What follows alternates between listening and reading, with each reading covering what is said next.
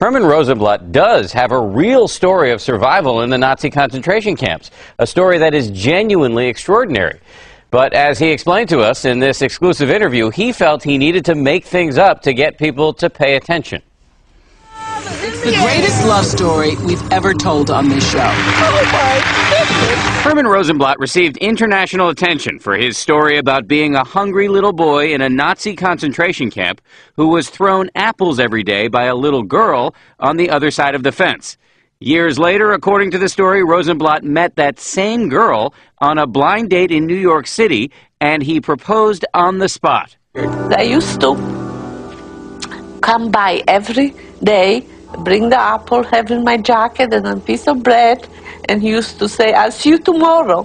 The story landed Herman and Roma Rosenblatt on Oprah twice and in newspapers all over the world. They also got a book and movie deal. But the story wasn't true. Why did you do it? Why did you tell such a big lie to so many people for so long? It wasn't a lie. It was my imagination. And in my imagination, in my mind, I believed it. Even now I believe it, that she was there and she threw the apple to me. How can you say it wasn't a lie? It wasn't true, and you know it's not true. Yes, it's not true. But in my imagination, it was true. Rosenblatt says he made the story up to give people hope and to promote understanding about the Holocaust. But members of his own family say his real motivation was money. So you were not motivated in any way by money? No. This is from your son.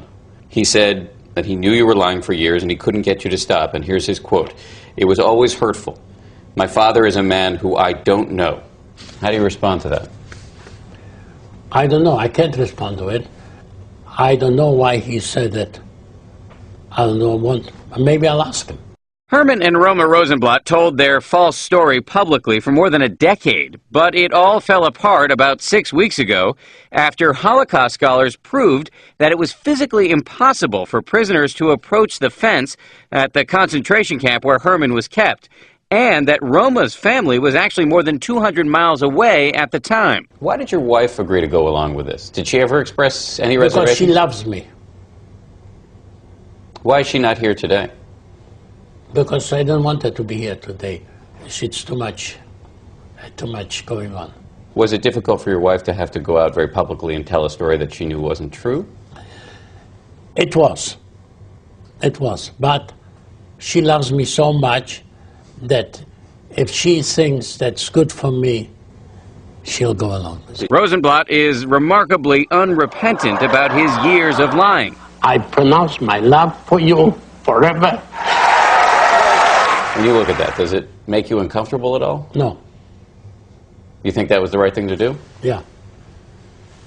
And while you were up on the stage there in front of all those people, in the back of your mind, were you not thinking, no, I'm not telling the truth here? No. Let me ask you just quickly about I didn't hear you say you agreed to it. Do we agree to that? Is that... Our interview was frequently interrupted by this man, Harris Solomon, who says he is planning to produce a fictionalized movie account of Rosenblatt's story, despite complaints from critics. If you look on Holocaust Denier websites right now, they're using it as we speak as an example of why you shouldn't believe Holocaust survivors. Right. And those Holocaust Denier websites would perpetuate some other story if it wasn't Herman Rosenblatt. Rosenblatt says he wants people to know that he did what he did with good intentions. So if you had to do it over again, would you tell the same story? Yeah. You would? Yes. Rosenblatt does say that he's sorry, but he's only sorry, he says, that people took the story, quote, the wrong way. His book deal for a nonfiction memoir fell through a couple of weeks ago because of this controversy, but a fictionalized book may come out this summer, and the movie version is supposed to start shooting this summer as well in Eastern Europe, Diane, and they say they're going to carry on despite the criticism. I simply don't know what to say. I mean, it's his imagination, but he knows it's not true. He says he made up a fantasy world, and he was living in that fantasy world. And his son says, tried to stop him. Yes. Good heavens. Okay, thank you, Dan. Pleasure.